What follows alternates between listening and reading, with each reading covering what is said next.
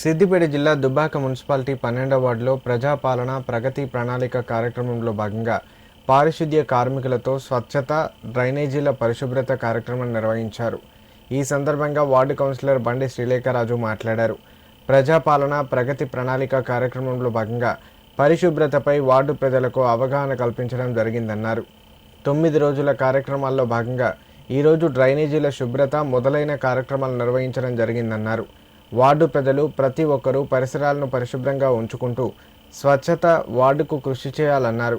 కార్యక్రమంలో ward officer Karunakar పాల్గొన్నారు.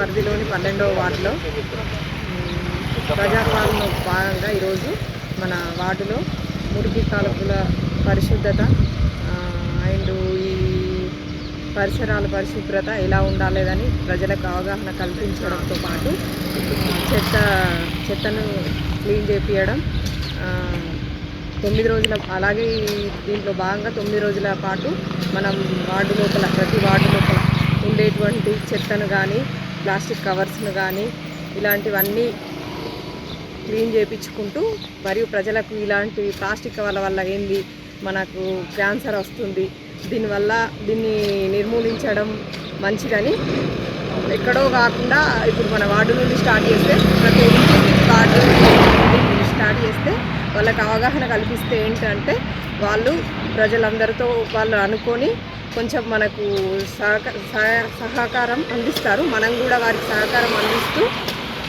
Ward కానీ మున్సిపాలిటీ పరిధి మొత్తంలో కానీ మనం దుబ్బాకను ముందంచలో ఉంచడానికి వార్డు అభివృద్ధి చేయడానికి మేము సహకరిస్తాం. మాతో పాటు ప్రజలు కూడా చాలా సహకరిస్తున్నారు.